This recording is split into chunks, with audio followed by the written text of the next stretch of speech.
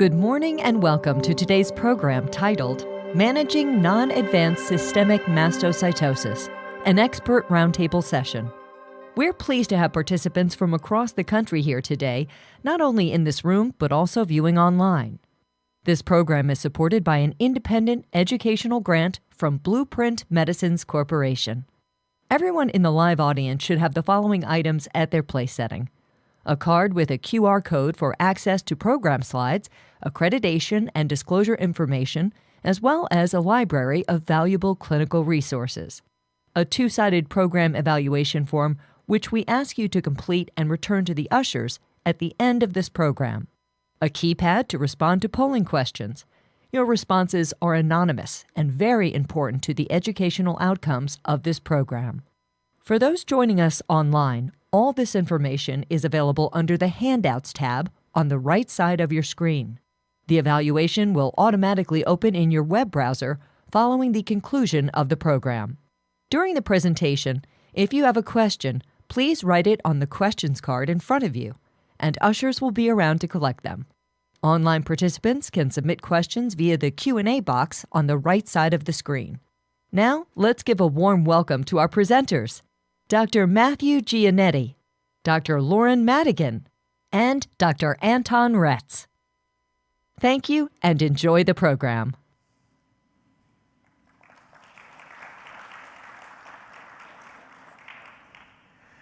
Hi, good morning, everybody. My name is Matt Giannetti. We have Dr. Madigan here and Dr. Retz.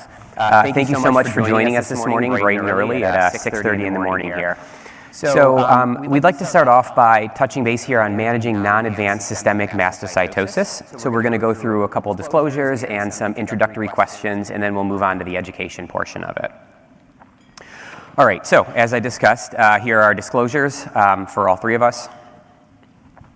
All right, so pre-test questions. I think everybody should have some clickers here on their tables.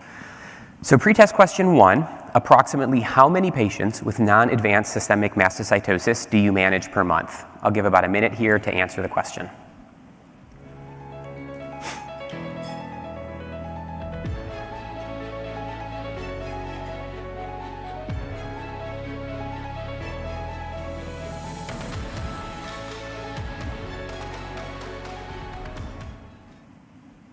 All right.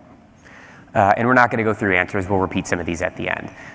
Okay, pretest question number 2. For what percentage of your patients with non-advanced SM whose symptoms are uncontrolled using standard of care therapies, such as antihistamines, cromolyn, omalizumab, etc., do you currently recommend a tyrosine kinase inhibitor to treat their mast cell burden?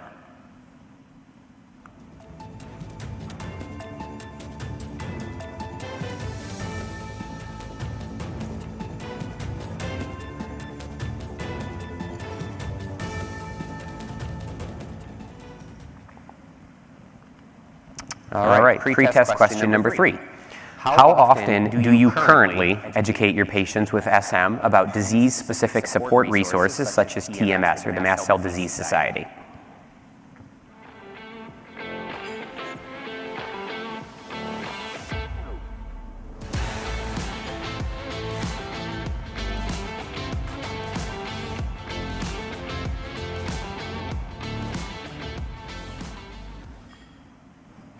Okay, question number 4.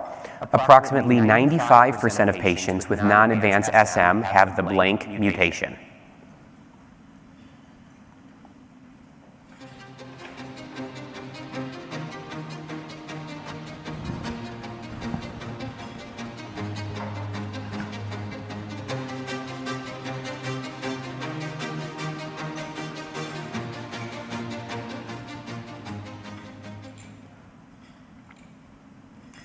Okay, very dramatic music there. Hopefully people get the that question correct. Okay, question number 5. According to both the WHO and ICC definitions, which of the following is the major criterion for the diagnosis of SM?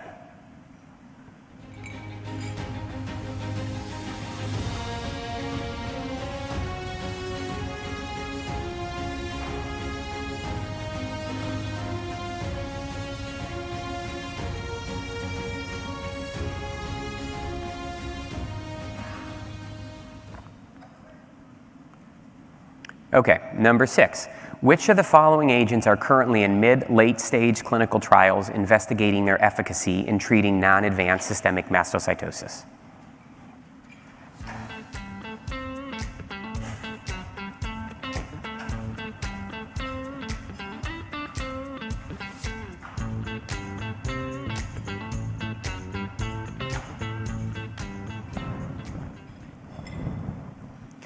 Okay, question 7. This is a little bit of a longer one here. Anya, a 47-year-old woman, was diagnosed with KIT D816V positive indolent systemic mastocytosis 6 years ago. Current serum tryptase level is 150 nanograms per milliliter. She has splenomegaly, a history of multiple osteoporotic fractures, and frequent gastrointestinal symptoms after eating. Anya is currently on maximum doses of H1 and H2 antihistamines, hydroxyzine as needed, and cromolyn sodium, 200 milligrams 4 times daily.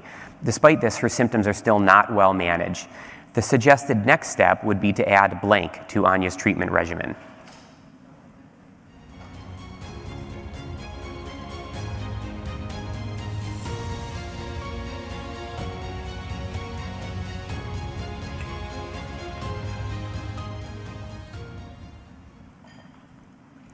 Okay, so thanks for answering these pre-test questions. We'll circle back to them again at the end of the talk here.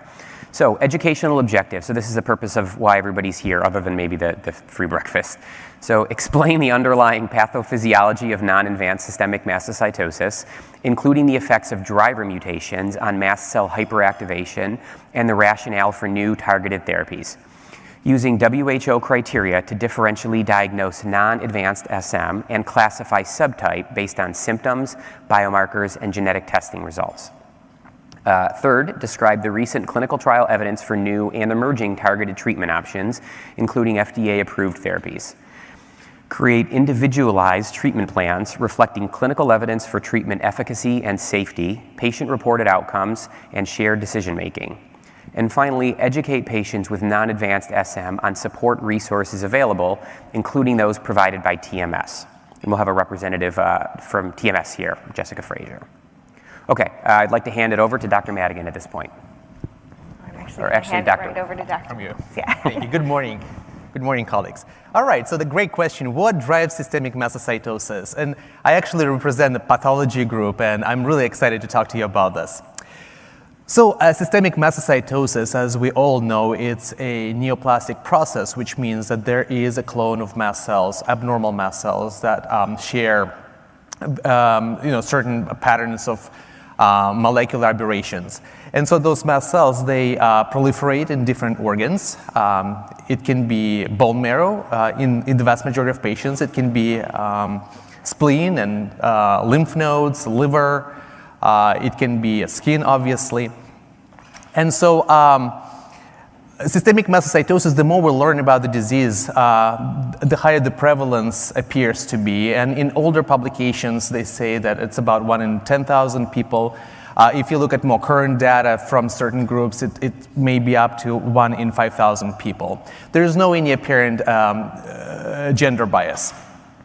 So from the clinical perspective, it's very important for us to realize that systemic mastocytosis, being kind of a spectrum of different conditions, can be subdivided into 2 groups, and one of them is non-advanced systemic mastocytosis, and that's the group we will be focusing on today. So non-advanced systemic mastocytosis is represented by the vast majority of patients with systemic mastocytosis, and here we have a number of about 90 to 95%.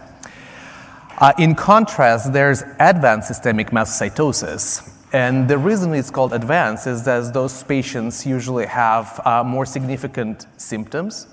They have some unfavorable prognostic implications to this disease. And non-advanced systemic mastocytosis, from the pathological standpoint, consists of 3 main subtypes. It's bone marrow mastocytosis, indolent systemic mastocytosis, and smoldering systemic mastocytosis.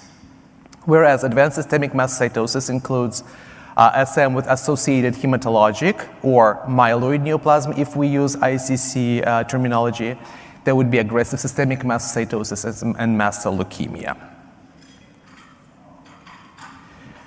So a very important player in systemic mastocytosis that we really have to focus on today would be KIT. KIT gene and the protein that it encodes. So the KIT protein is actually a tyrosine kinase receptor that is extremely important for mast cells. It is to say that KIT is also expressed on some other types of cells, including the immature myeloid, immature erythroid precursors. There are some cells that we can think of in like a solid tumor situation, like maybe GIST or germ cell tumors. So the KIT receptor is a transmembrane molecule that is very important for mast cell survival. It's important for mast cell proliferation. And the normal ligand for KIT receptor is a stem cell growth factor. And so when the ligand is bound to the wild type KIT receptor, it causes its dimerization and then subsequent passing of the signal to the nucleus with activation of certain genes. So what happens in systemic mastocytosis is that there is a mutation in the KIT gene. And the most common mutation is KIT D816V mutation that affects exon 17. And it actually allows KIT to be activated outside of the binding with the ligand. And so in contrast with the normal mast cells that are heavily dependent on this ligand receptor interaction, in systemic mastocytosis, the mast cell actually does not need any ligand. They will just proliferate and they will infiltrate organs without any need for the stem cell factor. And so if we look at the statistics, that the vast majority of patients with non-advanced, including indolent systemic mastocytosis, will have that D816V mutation in the KIT gene, which makes it a very important marker to, first of all, diagnose systemic mastocytosis, and second of all, to follow the response of this disease to therapy. Let's talk a little bit about the normal function of the mast cells that will always also help us understand the, the pathologic processes that happen in systemic mastocytosis. So mast cell is a very important component of the cellular immune system, and it has very important role it plays. So it contains important mediators that are released upon mast cell activation. It also is responsible for kind of more extended, more prolonged immune response. And depending on the mediators that are involved in the mast cell activation, we have kind of different subgroups. The first subgroup that gives us a very immediate response to immune stimulus actually includes the components of the mast cell granules. And those include histamine, tryptase, heparin. The release of those mediators happens very soon after the stimulation of the mast cells, within seconds or minutes. The following type of molecules that are involved in the response would be the metabolites of arachidonic acid, such as leukotrienes and prostaglandins. It takes several minutes and up to 20 to 30 minutes for them to kick in. And they're followed by release of different chemokines and cytokines that will also engage other cells of the immune system into the process. Here, what's important from the diagnostic and laboratory perspective is that we can actually use some of those mediators to confirm that we are dealing with the mast cell activation. And there are different tests that are available in labs, depending on which lab you're working with. But certain things that we can look for would be histamine and histamine metabolites, for example, and methylhistamine that is done on urine. We can also look at leukotrienes and prostaglandins and their metabolites. And among those, I would like to mention prostaglandin D2, which is considered to be probably the most specific metabolite of the sort for the mast cells, as well as some metabolites of that prostaglandin D2. We also, of course, can look for tryptase. And then when it comes to the use of those laboratory testing for systemic mastocytosis, we know a lot about tryptase. There's still a lot of controversy about testing for other mast cell metabolites for systemic mastocytosis. Therefore, today we will focus mostly on tryptase. All right, so the release of those mediators can cause a great variety of different symptoms, which makes systemic mastocytosis a difficult disease to recognize sometimes. Patients can come with a variety of different symptoms that include one or, in many cases, a few different organ systems. And we can mention neurologic symptoms, cardiovascular, musculoskeletal, and so forth. Now, it's also important to understand that in the context of systemic mastocytosis, the triggers of those mast cell activation can be quite various. And because the mast cells have quite a lot of immunoglobulin E receptors, immunoglobulin-mediated response would play a very important role. With that said, some stressors can give patients mast cell activation as well as, together with that, there are a lot of other factors. What's important for systemic mastocytosis is that a very substantial number of patients, up to 50%, can present with a systemic anaphylactic reaction. Therefore, if systemic mastocytosis is not diagnosed properly and timely, those patients are at increased risk for anaphylactic reaction. So with that said, I have a question for my colleagues. So from your perspective, what are the most common triggers of mast cell activation that you've seen? Tequila.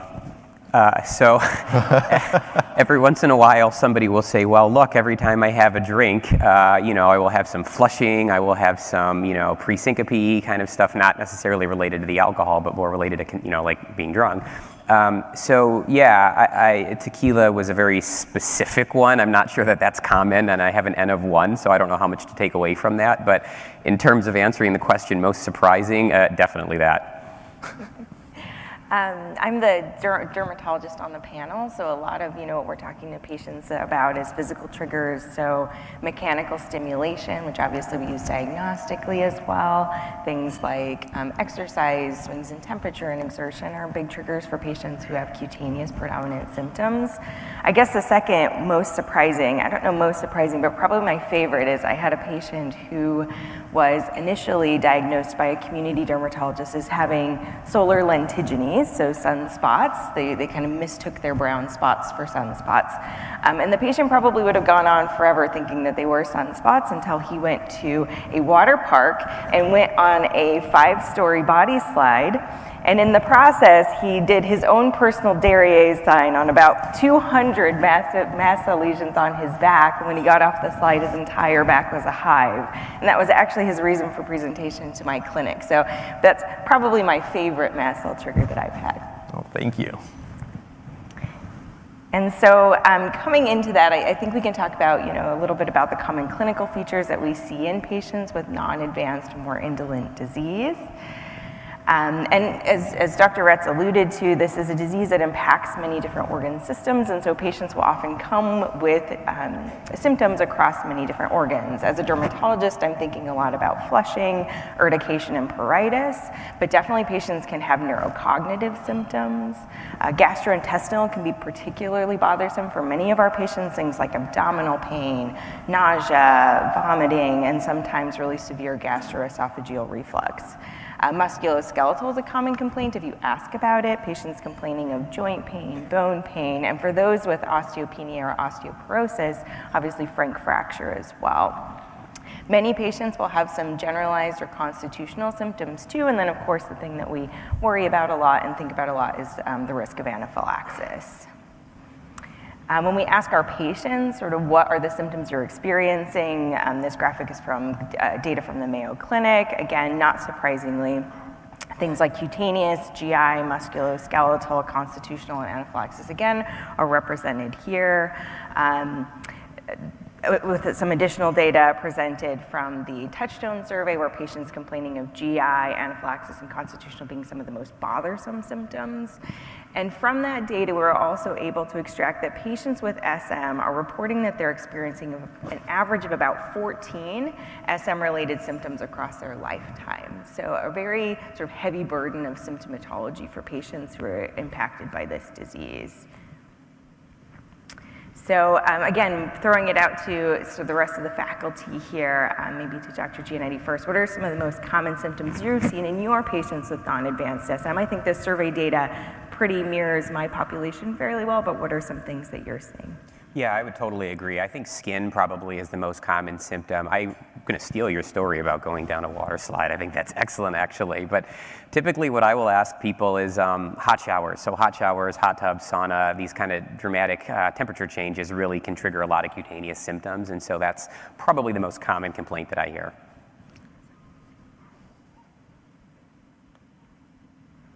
So in any disease where patients have a high burden of symptoms, it's not surprising that we see a really high impact on their social, work functioning, life functioning. And so, when you ask patients, are you limited in your work, your hobbies and leisure activity, your family life, your social activities, patients with non-advanced systemic mastocytosis actually report very high impacts in terms of the quality of life.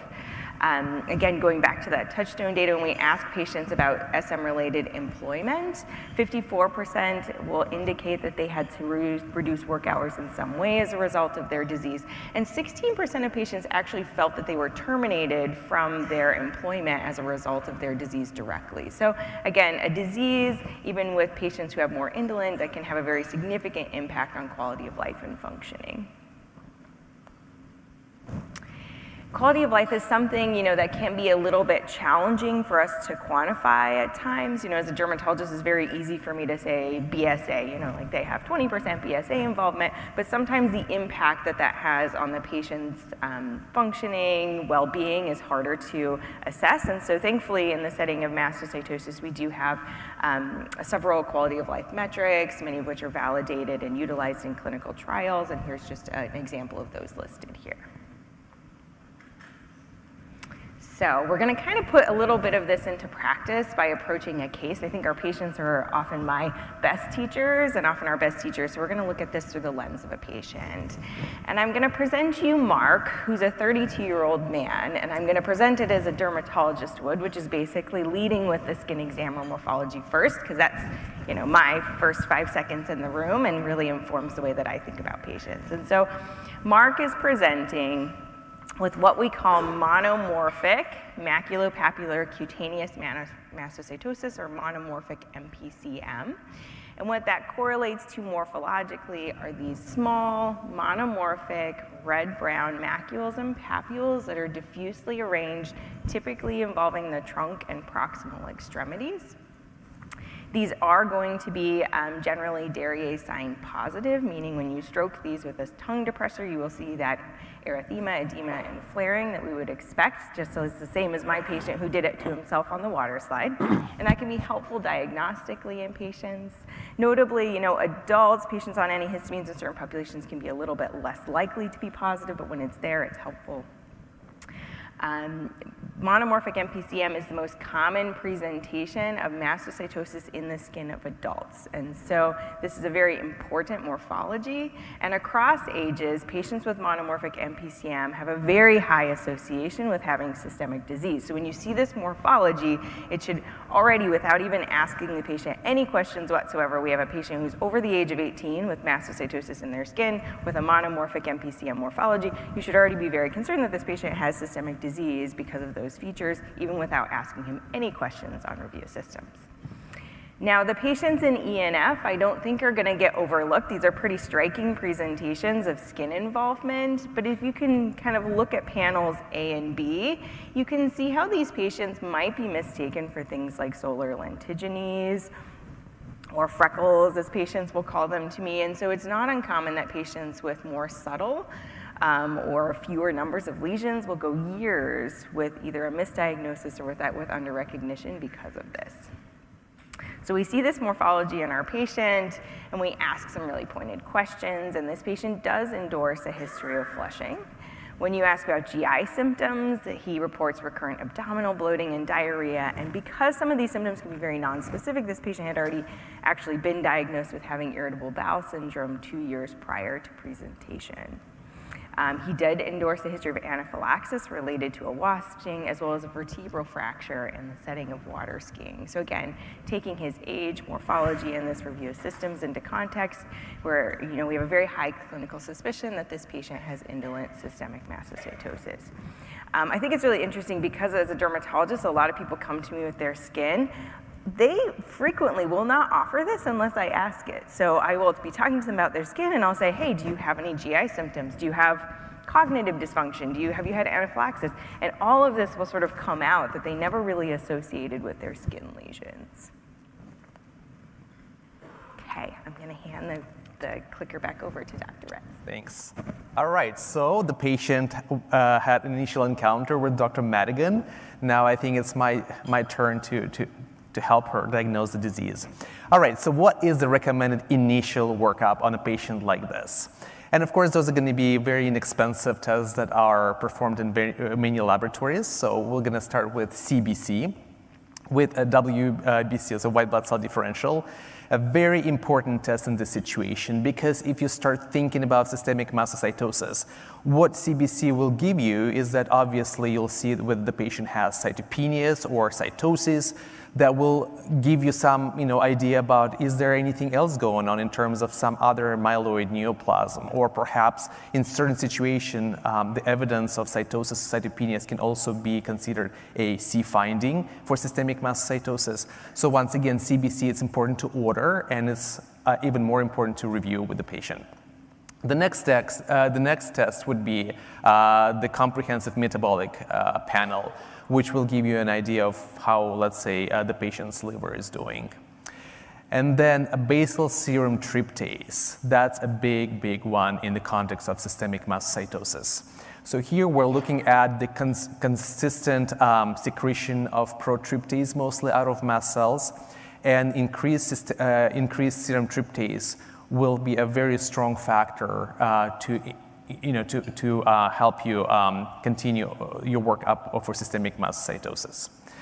And since we've already talked about KIT D816V mutation, it's also important to know that there are molecular tests that are available on the peripheral blood. And we can look for that mutation using what we call high sensitivity tests. And among those, there are two methodologies that are used right now. There are digital droplet polymerase chain reaction, so this ddPCR, as well as ASO, so allele specific oligonucleotide PCR is also one of the tests you should consider for sure. So KIT D816V mutation, once again, that's a great marker of systemic mastocytosis. The problem with molecular testing, if we have just a peripheral blood sample, is that the amount of abnormal DNA in that sample is usually very low, right? When you think about it, if we assume that the mutation is limited to just a mast cell component, like how many mast cells can we extract from the blood? So therefore, it's very important to use that high sensitive techniques. And what that means, just in comparison, if we do next generation sequencing panel, which are more and more available right now, we're hitting sensitivity of about 3% to 5%. So in some laboratories, they can go all the way down to 1% sensitivity, which is not an appropriate sensitivity in this particular setting. And as I said before, the high sensitive tests give you a sensitivity of about 0.01% to 0.03%. And therefore, those tests are the most relevant orders you can place on the patient with peripheral blood if you look for KIT mutation. The next problem you may face is that what if I think that the patient has systemic mastocytosis, but that high sensitivity test comes back negative? What should I do now? Well, what it may mean is that, once again, the DNA quality or DNA amount in that sample was extremely low, so you definitely have to look into a bone marrow and sample bone marrow for KIT mutation. And interestingly enough, if you correlate the results of a high sensitive KIT mutation testing and, let's say, serum tryptase levels, in the Prospector study, it was shown that 80% of patients with positive high sensitivity KIT actually had basal serum tryptase level below 20 nanograms.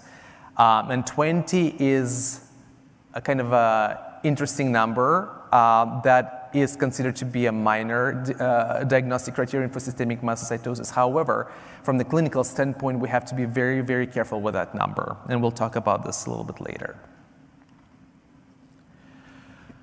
All right, Dr. Madigan also performed the biopsy of the skin on that patient, and those are the images of the skin lesions under the microscope. So obviously, because we are considering a mast cell disorder, we will do some immunostains to highlight those mast cells. Otherwise, they look pretty bland, and people can miss them quite well. So CD117 is positive on mast cells, so whatever is brown, that's a mast cell.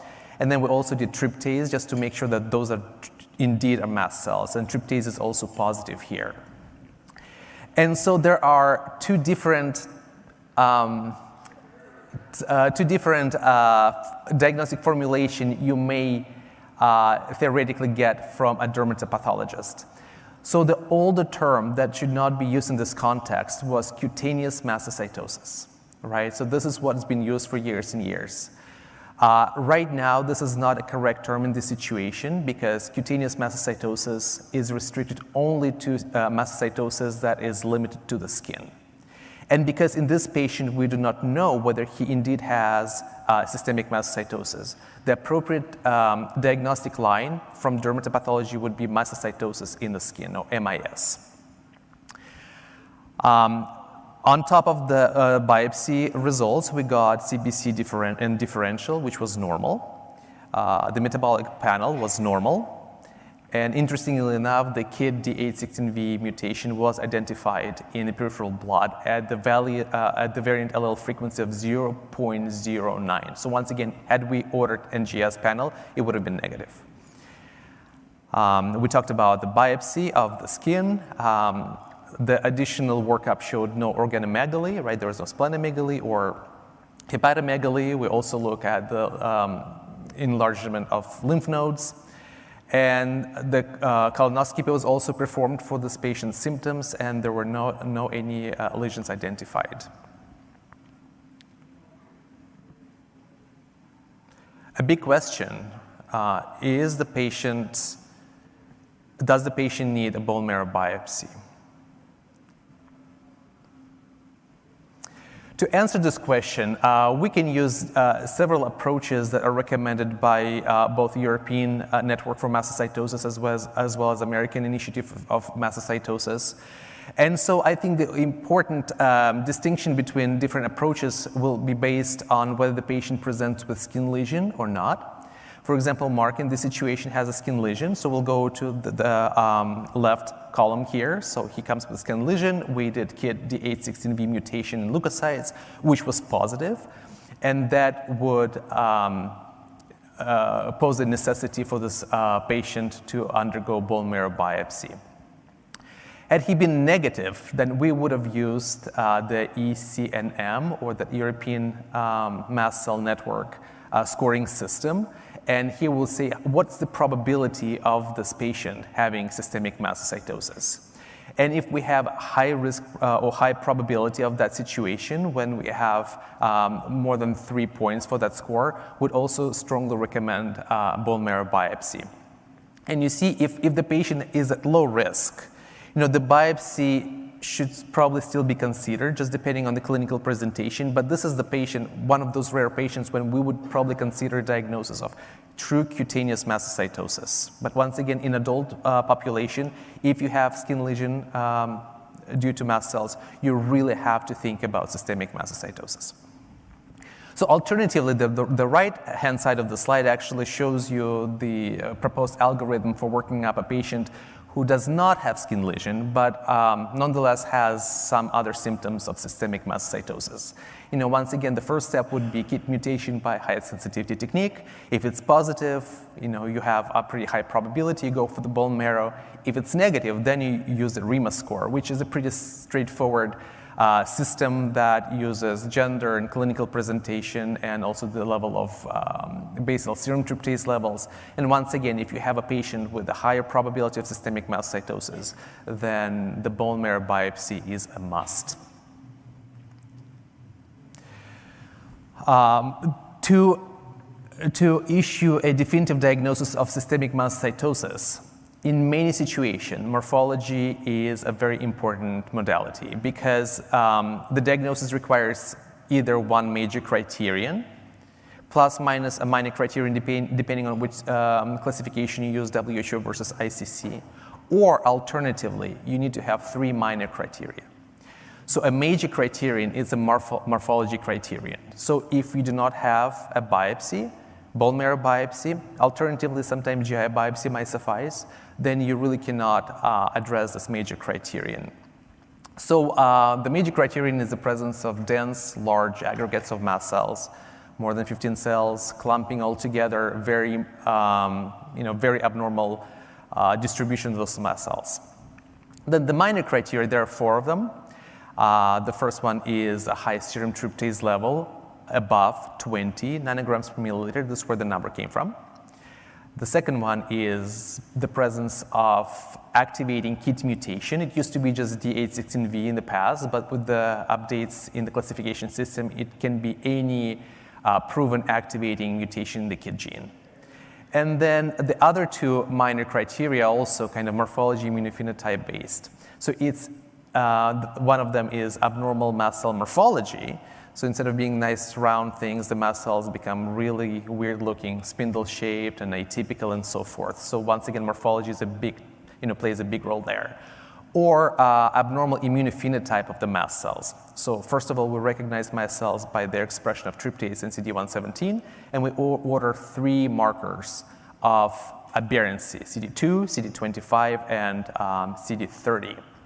So those markers can be assessed by morphology, so using immunohistochemistry on the biopsies, as well as flow cytometry. So Mark indeed got his bone marrow biopsy done, and the pathologist who reviewed this biopsy identified increased mast cells in the aspirate smear, about 4%. Those mast cells were abnormal in their morphology, so that's your minor criterion, right? So 70% were spindle-shaped. And then in the core biopsy, the aggregates were quite obvious. The overall burden of mast cells, we calculate about 10%. And then there were dense aggregates that were positive for 117 tryptase, obviously, but they also express CD25. So there's another minor criterion. So to summarize this case, we have a patient with aggregates of mast cells, so major criterion is met. We have KIT mutation, we have abnormal mast cell morphology, we have abnormal mast cell immunophenotype. So overall, we met 1 major and 3 minor criteria. So therefore, the diagnosis of systemic mastocytosis can be unequivocally made in this situation. So we can also go further, right? Because remember, we talked about different types of systemic mastocytosis. Is it advanced? Is it non-advanced? So here we're looking for what we call B findings and C findings. And B stands for mast cell burden.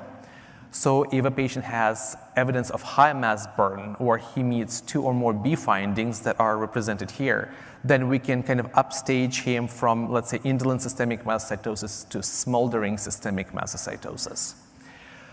And if the patient has at least 1 C finding, and C means that he needs cytoreductive therapy, then this patient will automatically be assigned to the advanced group. And with 1 C findings, that would be aggressive systemic mastocytosis. Alternatively, if we do find some additional myeloid neoplasm, we would also upgrade this patient to systemic mastocytosis with associated hematologic neoplasm. And another form of advanced systemic mastocytosis would be mast cell leukemia, and in that situation, you have to have very large number of mast cells in the aspirate, more than 20%, which is not in this case. So once again, the biopsy can provide you with the diagnosis of systemic mastocytosis and also with the basis for you to subclassify systemic mastocytosis in an appropriate group, which has a very significant prognostic and therapeutic implications. And I think that's a great time for us to talk about some distractors from systemic mastocytosis, especially when we deal with elevated tryptase levels in the blood.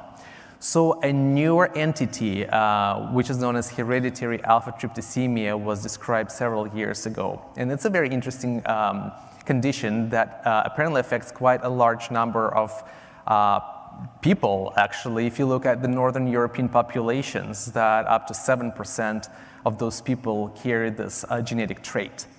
So this trait actually what happens in hereditary alpha-tryptopenia is that those people have duplication or triplication, sometimes quadruplication of the TPSAB1 gene, and that's a gene that encodes for both alpha tryptase as well as beta tryptase. And if in a normal individual we have 4 tryptase genes on one chromosome, and that is representing this kind of upper portion of the genotype. So we have tryptase gamma, beta, we have that tryptase alpha O beta gene, and tryptase delta gene. So this is the normal genotype. In patients with hereditary alpha-tryptopenia, they have 2 alphas, 3 alphas, 4 alphas. We've seen actually up to 6 alphas in those patients.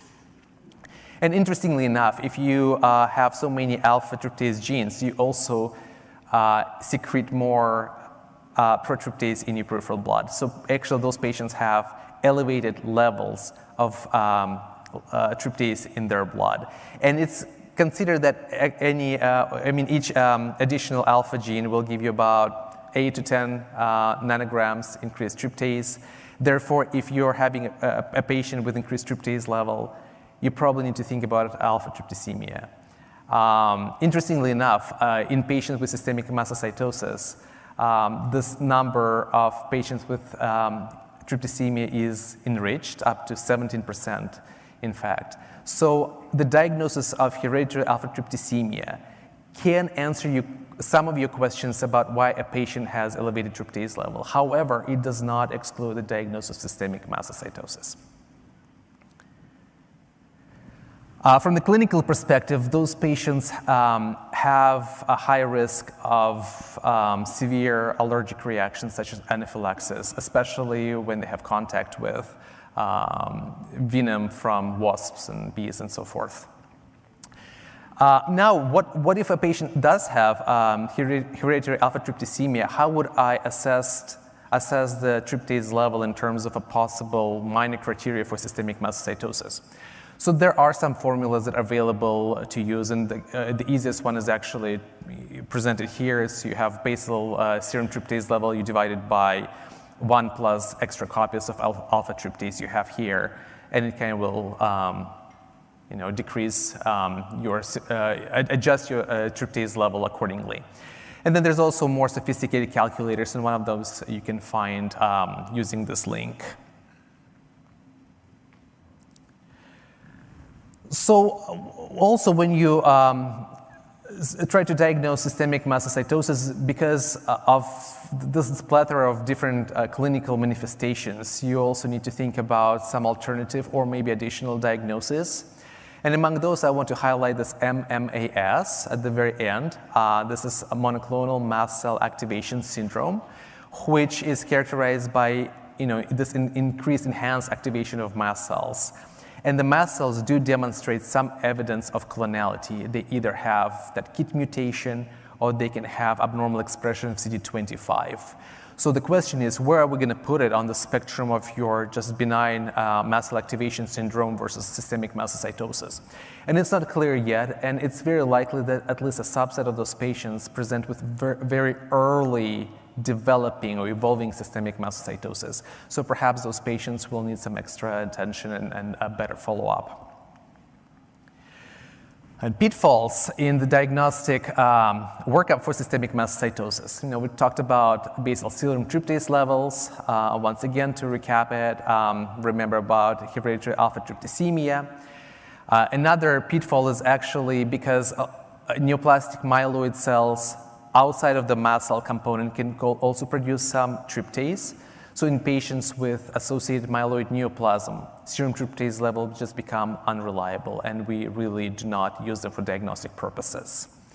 And the big one here is that even though the patient may have tryptase below 20, it does not rule out systemic mastocytosis. As you remember, 20 is your threshold as a diagnostic criteria. But in real life, there's a very large portion of number of patients that have tryptase levels of 11, right? They still have a full-blown systemic mastocytosis. So once again, 20 is a good number to kind of keep in mind, but from the practical perspective, do not really put much of weight on that number. A couple of pitfalls with the KIT D816V mutation. Once again, the negative result does not rule out systemic mastocytosis, you want to think about samples with a higher number of mast cells, therefore high concentration of abnormal DNA. It can be bone marrow specimen. You can try it on your skin biopsies or maybe GI biopsies if you have higher number of mast cells there.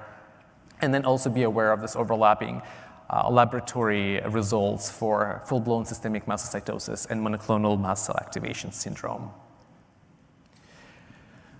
And overall, it's very understandable from the pathologist standpoint is that the testing of systemic mastocytosis just requires a lot of different tests with very tricky names, with very necessity of detailed understanding of what you're testing for and what result you're expecting.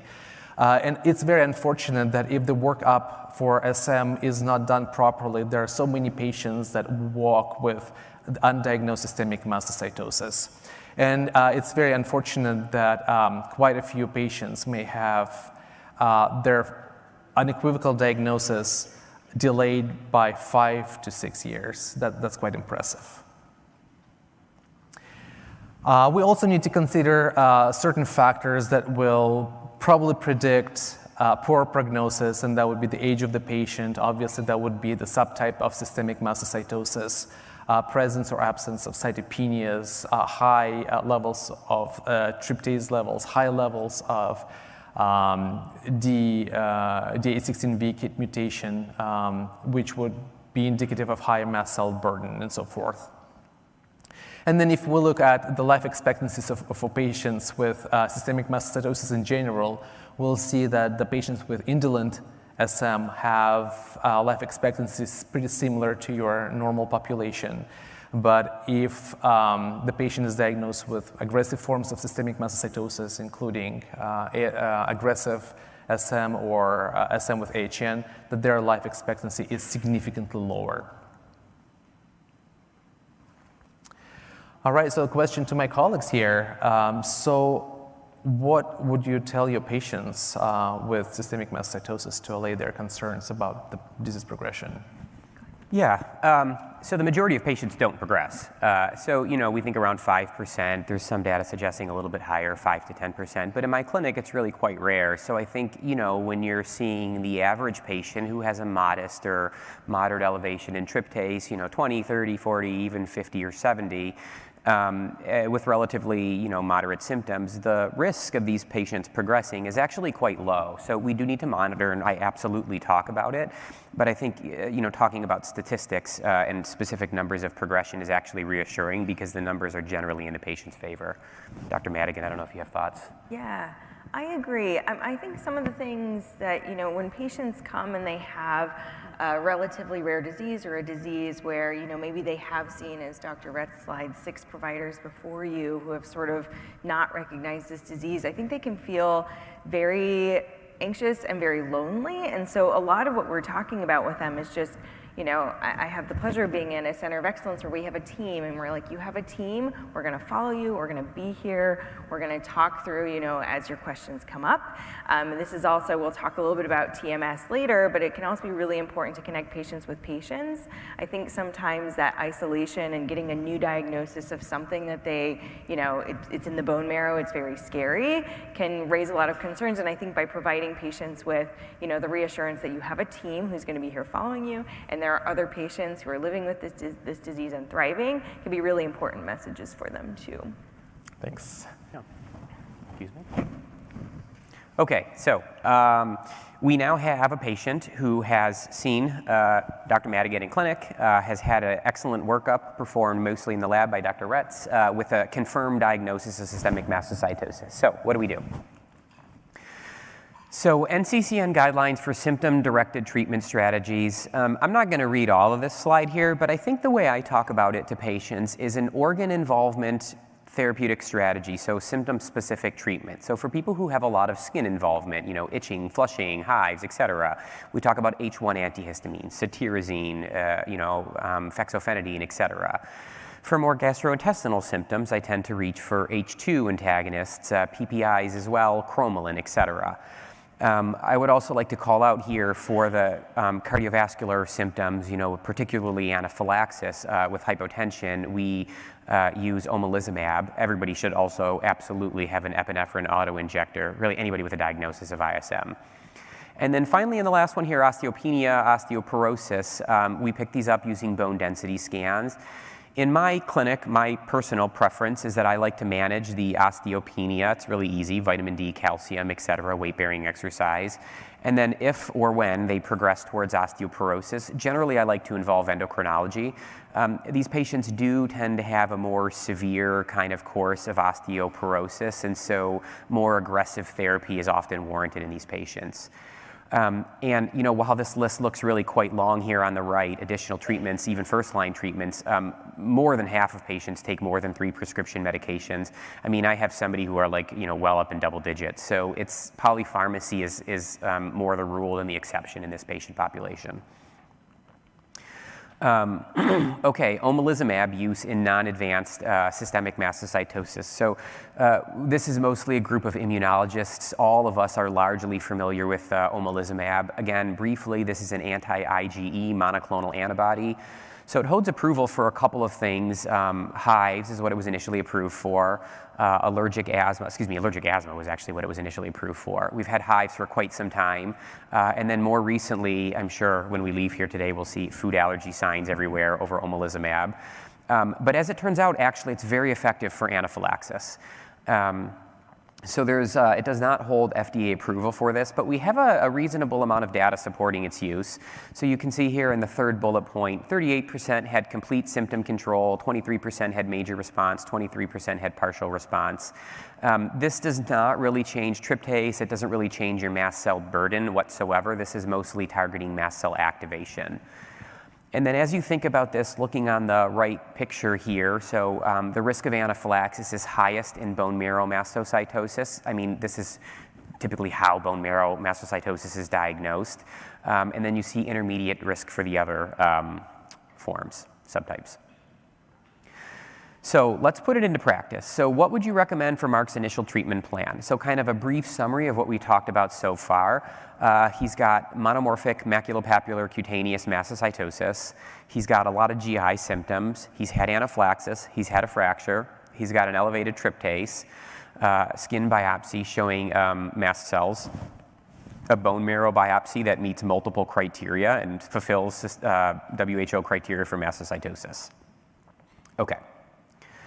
So let's talk a bit about TKI, so tyrosine kinase inhibitors, and in our particular case, targeted tyrosine kinase inhibitors directed towards the D816V mutation. So TKIs in general are classified based on the type of binding. Really what we're talking about is in mastocytosis is targeting the D816V mutation in a very specific manner. So you see here imatinib. Imatinib works really via a different mechanism of action. It is used for some forms of mastocytosis. I have a handful of patients on imatinib, but typically we think of it for extracellular mutations. So I don't think we need to get too much into the details, but in general, we should never be using imatinib for people with D816V mutations. That's actually an important point here, I would say.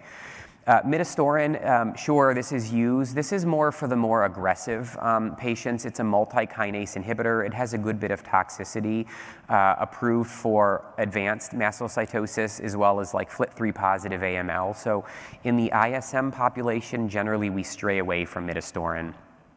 On the bottom line here, you see our TKIs that we talk about in the systemic mastocytosis world. So avapritinib, which is currently FDA approved, and elenestinib and bezuclastinib, which are currently being studied. Okay.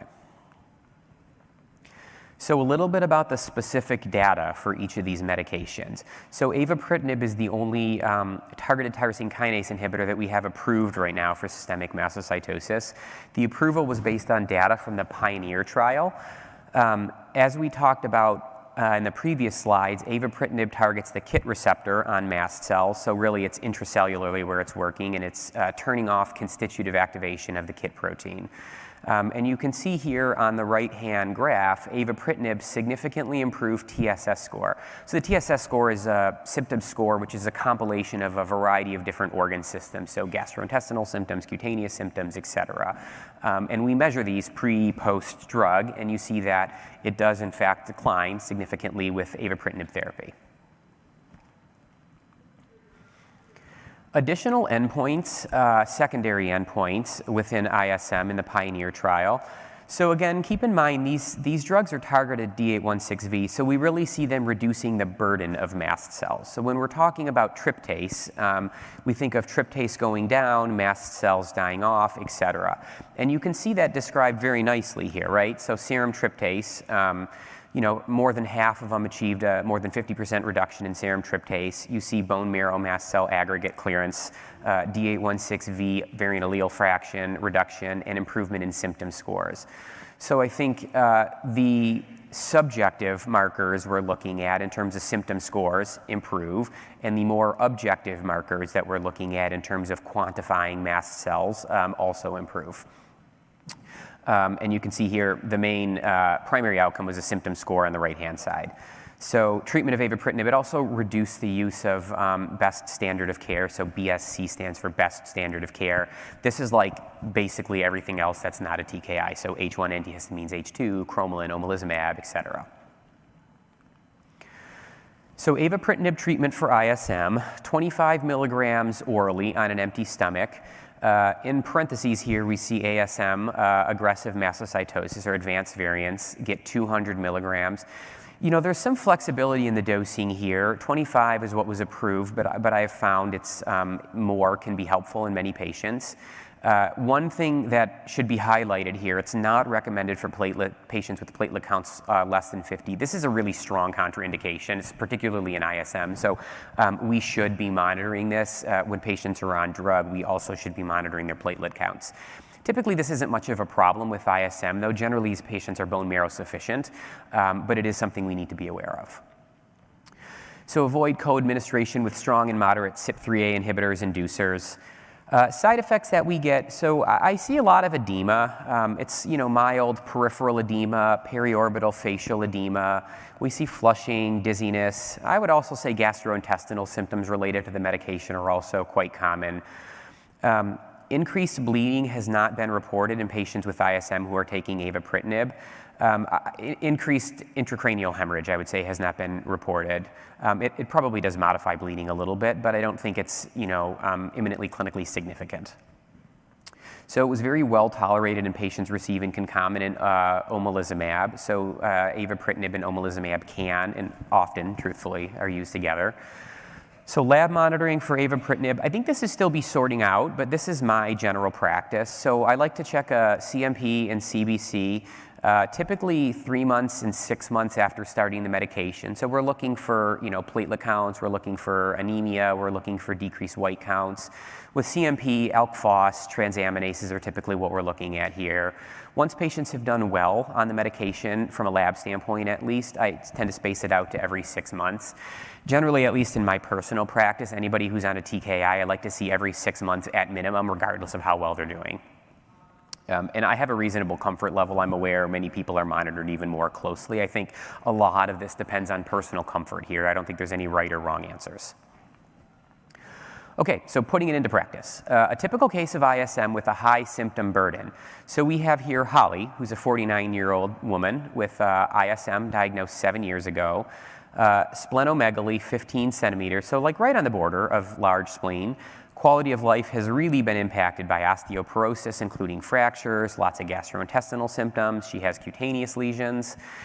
She's on a lot of medications, so famotidine, levocetirizine, hydroxyzine, cromolyn, and she has on the right here, osteoporosis is being managed by endocrinologist.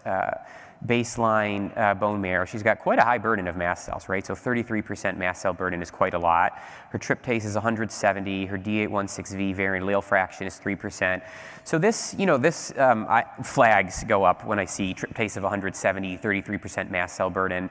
The D816V, 3%, it's a good bit. 6% is where we think of the threshold as kind of crossing over into the more dangerous territory.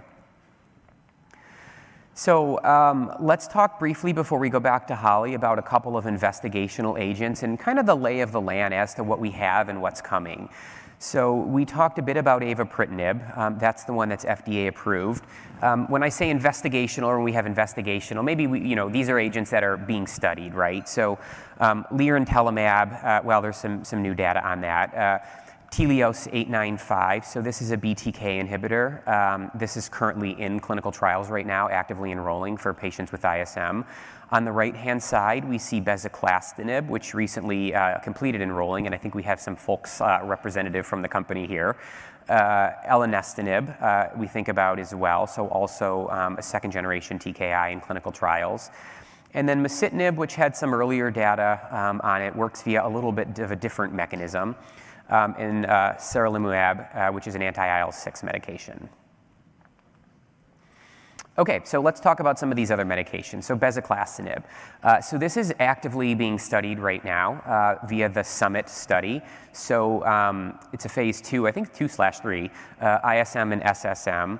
So this is a second-generation tyrosine kinase inhibitor. It has minimal CNS penetration, and it's quite selective for the D816V mutation, particularly having less off-target effects on the PDGFR alpha and beta receptors.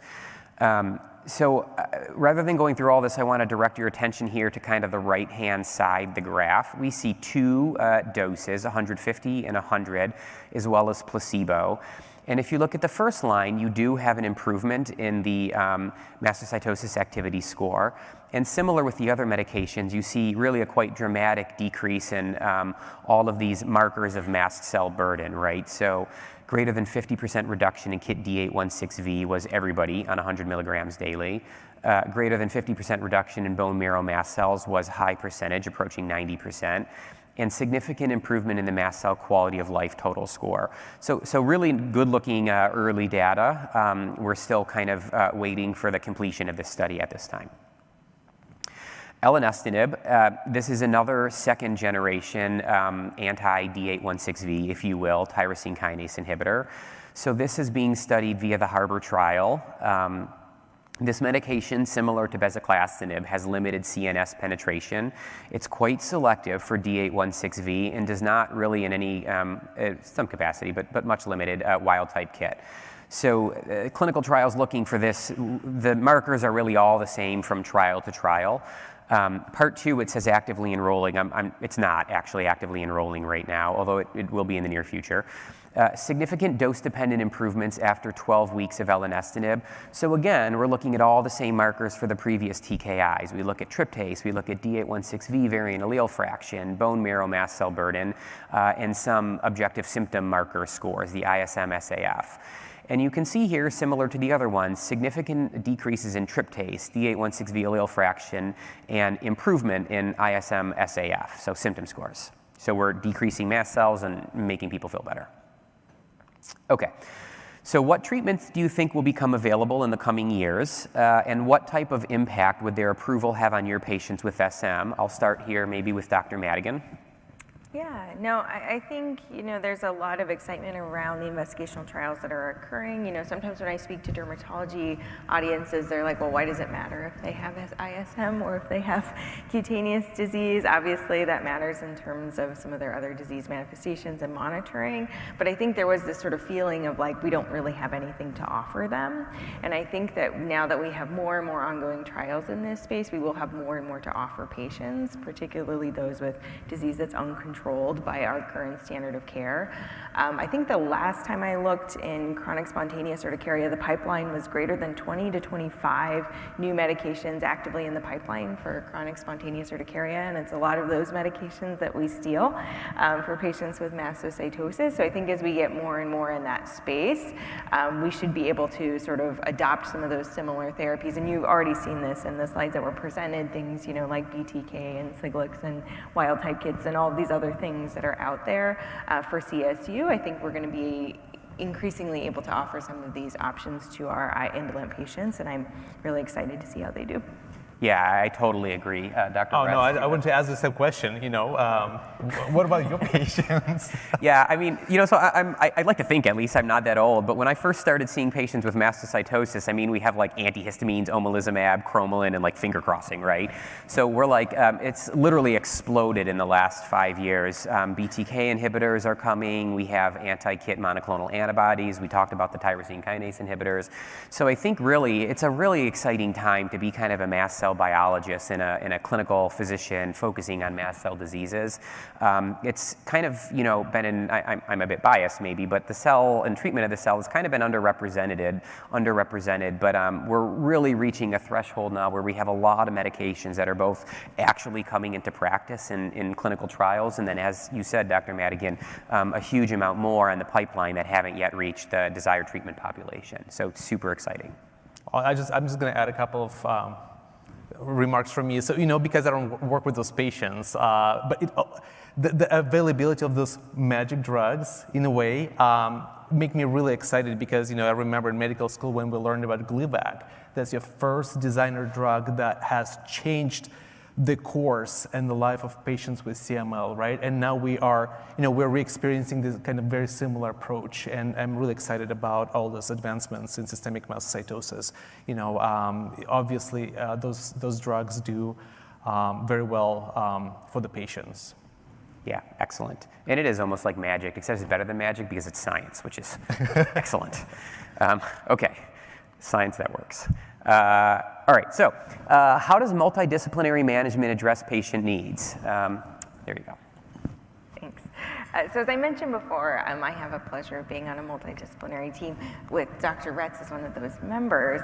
But I think, as we talk about these patients and their disease across multiple subtypes, we've already touched a little bit on the fact that some patients are going to have more diseases in one box or the other. And so a multidisciplinary team really helps to address the patient's unique presentation. So say they have, osteoporosis, there is an endocrinologist on our team that specializes in osteoporosis and mastocytosis. And so we have someone who has, extreme familiarity with the disease to send this patient to, same with gastrointestinal, same with cutaneous. So in a given patient, that patient may have more of a burden in one of these boxes than the other. And so having a multidisciplinary team helps you to really tailor the team for that patient. So maybe that patient particularly needs an endocrinologist or gastroenterologist or a dermatologist on their side. And we have the flexibility with our team to be able to meet those needs at the patient level, which I think is really powerful. Also, patients with systemic mastocytosis are going to see a lot of providers. And so if you have an integrated team, it's a way to, again, help them navigate through this system. When you see, patients after the diagnosis of SM, they have greater, sort of specialty provider visits. They have greater urgent care and ER visits, as well as hospital admissions. And so again, having an integrative team, having, guidelines around, what happens to these patients when they go to the ER, for example, in a system can be really, really helpful. And you can see there's variability as well in terms of like who is quarterbacking this patient. Obviously, we're here with our immunologist because many of these patients are managed. Their primary manager is their allergist immunologist, but definitely we see hematology, oncology. I live in the little green bar of 3% when I'm the primary manager for these patients. But you can see that this is a heterogeneous disease that we all share, and integrating together can be really powerful. To talk a little bit about, sort of how do we follow these patients over time, we definitely do monitor them pretty closely. In patients with stable disease, with stable SSM, we're generally monitoring them at least every 6 months, and stable ISM, I will say at least every 12. And again, if they're on drug therapy or if they're experiencing any, sort of additional symptoms, laboratory results, or things that might suggest progression, obviously that's a patient we're going to be monitoring differently. But generally, we're monitoring them via things like serum tryptase, their variant allele fraction, CBC-CMP. We're looking at their weight, making sure they're not losing weight. A lot of times we're using these quality of life metrics to make sure their symptoms are still well controlled. And then definitely a physical examination, including a full cutaneous exam.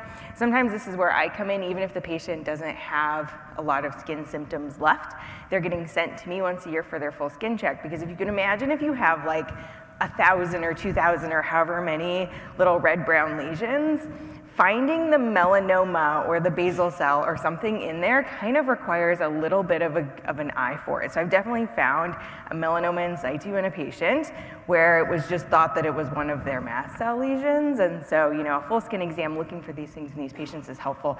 And I get to see them, even if their skin is fine every year, to provide this for our team.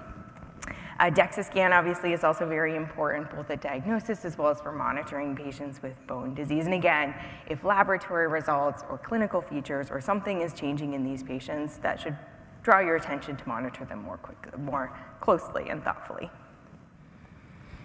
Perioperative management is something that we often discuss with our patients because this can be sort of a high-risk situation for patients, both from pharmacologic as well as some of these environmental factors. And so we're always, telling our patients to really talk to their surgeons and anesthesiology teams, if there are surgeries that are planned, and also be mindful of this, for unplanned surgeries. So there are definitely resources through places like the Mast Cell Disease Society where they can have cards and things like that to indicate to teams if they're going to need more urgent surgeries. This comes into play with medications as well. Things related to pain, anesthesia, antibiotics, and other general medications. Again, I won't belabor this too much, but there are great resources, including, the one at the bottom there is the link to the Mast Cell Disease Society's sort of print off where patients can actually download and print these sort of lists of medications to help inform them and help them to be their own advocates in these situations. So patient education is really critical. We talk to people about identifying their triggers and trigger avoidance. We talk about peri-procedural precautions, anaphylaxis action plans, including, patients who are venom allergic, sort of some of those things surrounding omalizumab and desensitization, ED response plans, and then making sure that they are comfortable with their medications, know how to use them, and are taking them. So I will turn this over now to Jessica Fraser, who's on her way up. She is the Executive Director of the Mast Cell Disease Society, a great resource for our patients. And so I will turn the time over to her to tell us a little bit about what TMS does. Thank you so much. Good morning, everyone. I'm so excited to be here with you today. So I am Jessica Fraser with the Mast Cell Disease Society, and I'm excited to share with you some of the ways that we support all of the stakeholders that are involved in mast cell diseases. So that's patients and families, caregivers, physicians and researchers, and also industry stakeholders and partners. And I'm just gonna go through some examples of how we do that. So for patients, as has already been mentioned, thank you very much to all of you. We provide a lot of web resources for the patients. We have guides, patient guides that you can fill out with your patient. You can sign them. We have ER protocols. We have emergency alert cards that they can take with them to the emergency room that gives instructions to the ER personnel. We have areas where they can find out about clinical trials and enroll in clinical trials, so that's exciting. We have a webinar library with our whole history of all of the conferences that we have held for patients that included many of the experts that you hear about in the mast cell community, talking to the patients about how to find their care, how to get diagnosed, and we have all of those resources available on our website. We also fund research, so you may, if you attend the awards luncheon today, we, with the Quad AI, every other year fund a research award for mast cell diseases, so we're really excited that this is the year. So we'll be giving an award this year to Dr. Oliver to support his research. We also conduct patient voice research so that we can hear from the patients and sort of collect their voices and then share that with the community so that you can hear what patients are thinking and what they're experiencing. And so we actually have 2 posters this year where we're sharing some of that research that we've conducted. So if you want to see them, it's 531 and 532. They'll be today at 9:45. And then we also support the physician community. So this is a particular passion of mine. I really want to help spread awareness of this disease to the provider community. And so every year we do 1 or 2. This year we're really excited. We're going to be able to do 2 of our TeleEcho CME providing sessions. So free CMEs, virtually held. We're going to have 7 sessions each cohort with a spring cohort and a fall cohort, so we're excited to provide that. We also have a portal just for healthcare providers with things like connections to medical journals, announcements of other educational opportunities, physician guides, and things like that. To other stakeholders, we try to raise awareness and inform research design by sharing all of the things that we learn from the patient community. And if you stop by this, I know this is a lot of links, and I don't want you guys to have to type in all of this information. So if you stop by booth 1656, we have some flyers with these helpful links as QR codes that you can pick up and have at your disposal. So we'd love to see you at our booth 1656, and that is a little bit about TMS.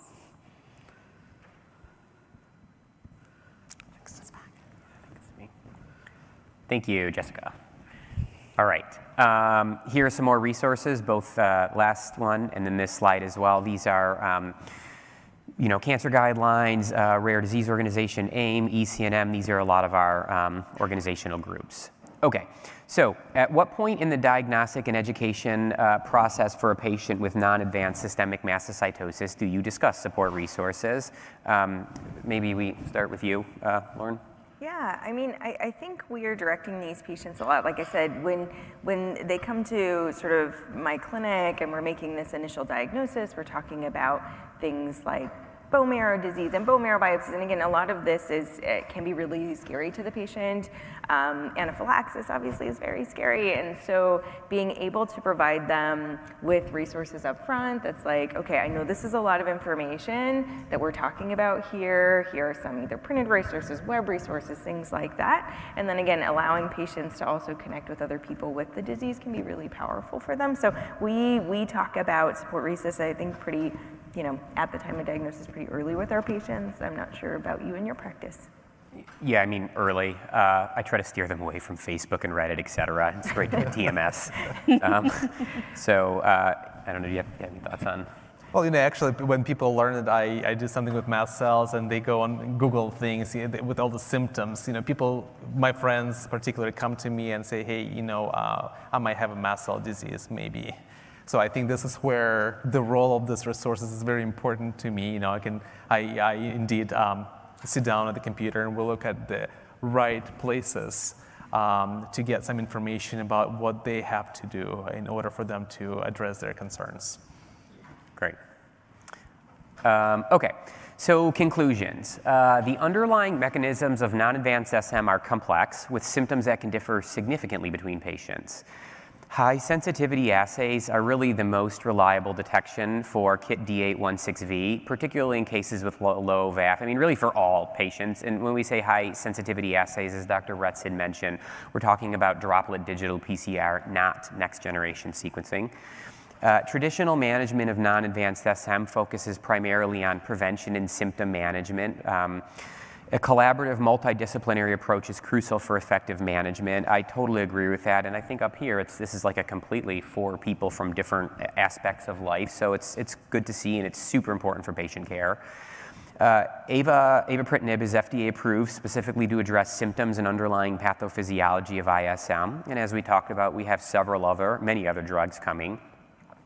And then finally, patient education is vital to reduce the burdens associated with SM. Okay, let's go back to these questions, and I think we're going to have some scores here as well. So, question 1, what percentage of your patients with non-advanced SM whose symptoms are uncontrolled using standard of care will you now recommend a TKI to treat their burden?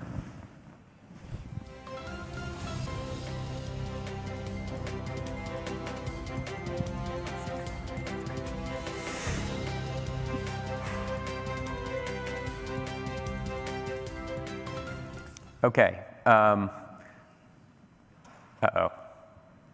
Okay, there we go. So let's see. Before 50%, after.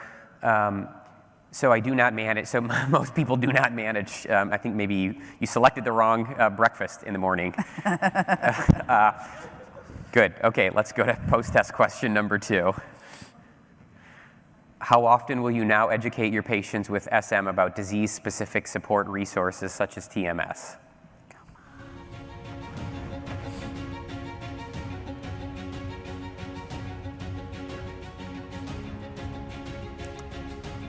nervous. I know, it's very intense music. Questions? Yeah, thank you. Okay, so yeah, major improvement in 5, so 100% of the time. I think this is really important.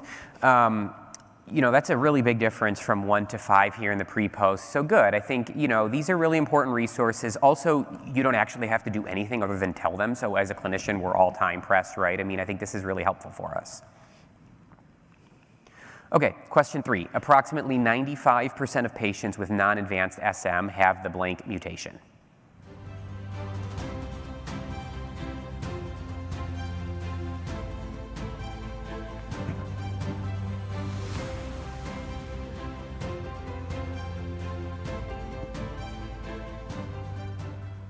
Ah, excellent. I have no further feedback. Everybody has learned. 97% before, so also maybe you didn't need us for that, but good, good. Okay, question number 4.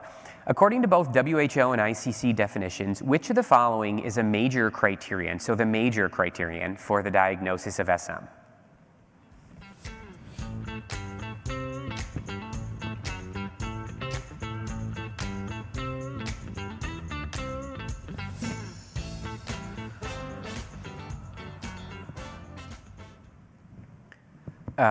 Yeah, excellent. 97%. Multifocal infiltrates of mast cells greater than 15 per aggregate. So yeah, so good, 72%. So most people had it correct initially, but basically everybody got it correct at the second time. So really good. To like close to 100%. We need to make these maybe more difficult. So question 5, which of the following agents are currently in mid-late stage clinical trials investigating their efficacy in treating non-advanced SM?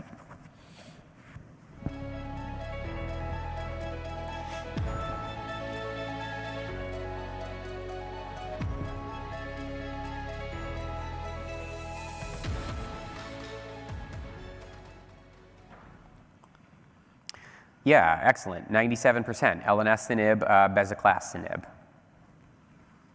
And so, yeah, basically everybody had it correct the first time.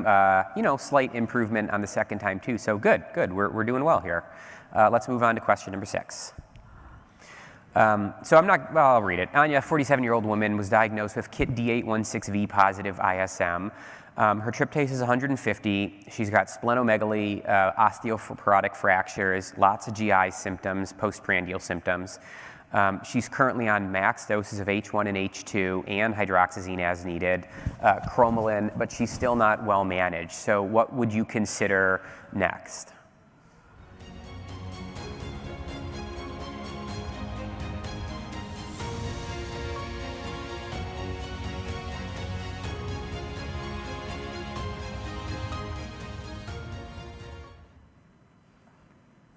Yeah, so avapritinib, good. Probably not a bone marrow transplant. We do use these for the more aggressive types of mastocytosis, so it's not incorrect, although in this situation it wouldn't be the first thing that I would do at all. Also, I'm an immunologist, so it's not really my wheelhouse. Post-test question. Oh, okay, great. So question and answer session. I have a handful of cards here. I think we can have questions with microphone too. So maybe I kind of distribute these across and we each take one. So I'll do and then I'll go ahead and start the first one here. So allergy and immunology specialist. What determines if a patient with the c-KIT mutation will develop systemic mastocytosis versus MCAS? I would change the context here from MCAS to mastocytosis to clonal versus non-clonal. So by definition, if you have a positive D816V or any activating KIT mutation, you have a clonal disease. So I would say that person has mastocytosis, probably systemic mastocytosis. The criteria for MCAS, you know, we could call it primary MCAS, but really the question here, I think the main differentiator should be, is this a clonal disorder or is this a non-clonal disorder? And if you have D816V, you're in the territory of clonal disorder. So I think it's a really important differentiation. Maybe I can also share my thoughts on this. So if a pathologist gets, let's say, bone marrow and there's, you know, monoclonal mast cell activation syndrome considered, you really have to make sure that you do not find evidence of systemic mastocytosis. And from my experience, I think it's very rare that we see like a true monoclonal mast cell activation syndrome. A lot of those patients who are suspected to have that condition actually end up with systemic mastocytosis. So this is, this individual has a patient that was diagnosed, it seems like, with mastocytosis 4 years ago, and the patient's 36 now. They have many cutaneous spots and flushing symptoms. But it sounds like the patient is really most concerned about reducing the cutaneous evolution or cutaneous impact of the disease. I think this is an important question because this is sometimes the patients that sort of come to my clinic, maybe the rest of their symptoms are relatively well controlled, but they're either bothered by the physical appearance or the reactivity of the mast cells in their skin. This is a patient we definitely would consider symptom-directed therapies for. So as we talked before about things like antihistamines can be helpful. Omalizumab, we talked about it a little bit more for anaphylaxis, but I reach for it a lot when patients who have cutaneous prominent symptoms because a lot of times they can get pretty significant benefit. I've also had patients where they have mastocytosis and they come to me and they have like horrible flushing and they actually have like really bad rosacea. And so, you know, sometimes there's actually more than one thing going on with a patient. And so I've had a patient with mastocytosis actually completely felt a million times better when I actually more addressed their vasomotor rosacea that was occurring concurrently. So sometimes we think it's almost like with the melanoma in situ or the basal cell, like everything on the skin is mastocytosis in a mastocytosis patient. It's like everything in the skin with a lupus patient is lupus, right? But sometimes there are actually more than one thing going on for your patient. And so adding some of those other multimodal therapies to address the other things that might be driving skin symptoms is really very helpful. And where I feel like, you know, a good team player, even if I'm not the quarterback, in helping patients feel better about both how they feel and also how they look with the disease. Yeah, thanks. You know, I got a great question from the allergy doctor about KIT mutation. So with the high prevalence of the KIT mutation, if this is an inborn error, why should there be disease progression if the mutation is stable? So in the context of systemic mastocytosis, KIT mutation is not an inborn, so it's not a germline mutation. It's actually a somatic mutation that affects the mast cell progenitor. In some situations, especially when we deal with systemic mastocytosis with associated hematologic neoplasm, we do have this KIT mutation that actually involves not just the mast cells, but non-mast cell myeloid component as well. Just, you know, for some reason, this is the most common molecular feature of systemic mastocytosis. However, there are other mutations in KIT have been described in SM. They're more prevalent in the more advanced forms of SM. There are, however, a few case studies that showed that the KIT mutation was actually a germline mutation, just those familial type of situations where patients can develop mastocytosis in different family members. So in systemic mastocytosis, obviously, right, we talked about KIT mutation. There are also some other mutations can be found. They're usually associated with disease progression and poor prognosis. You know, those are the mutation in other genes that are associated with myeloid malignancies, such as SF3B1 and SXL1 and so forth. So we also look for those mutations by usually next generation sequencing. But great question, thank you. I think the familial cases are really interesting. We have, they're very rare. I think we have a couple of them in our cohort.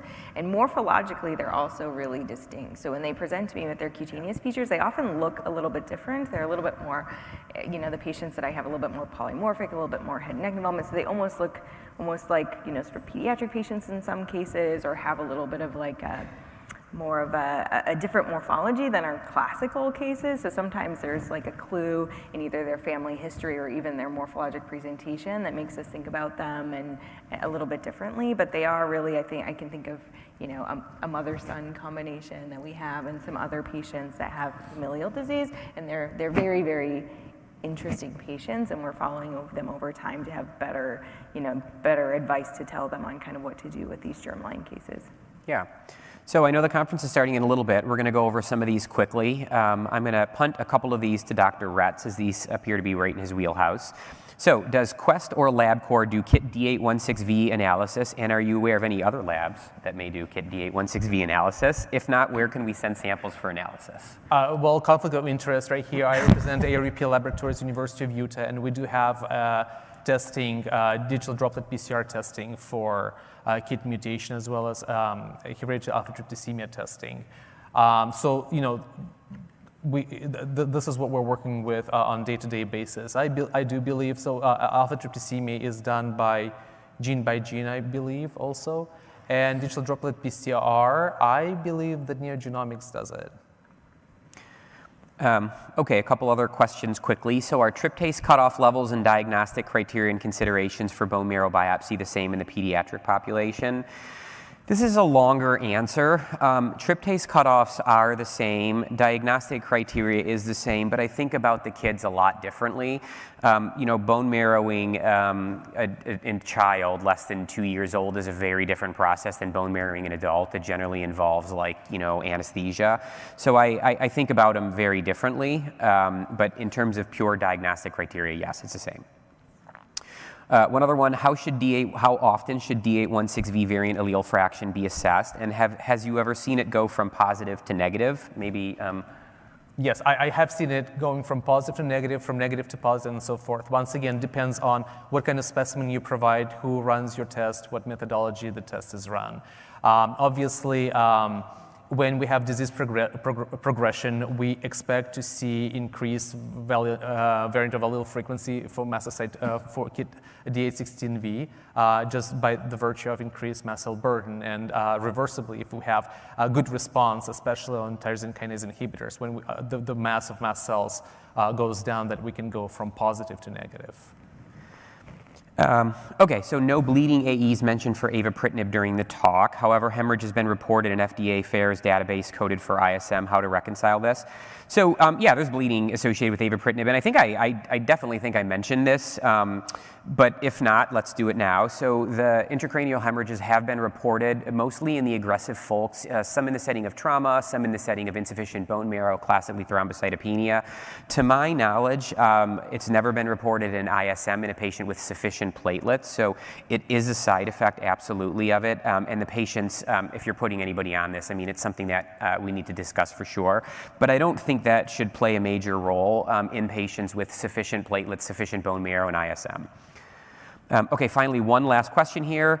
Oh, I already answered that question. Do anybody have anything else? No. All right, excellent. Everybody can get to the conference. Thank you so much for your attendance this morning.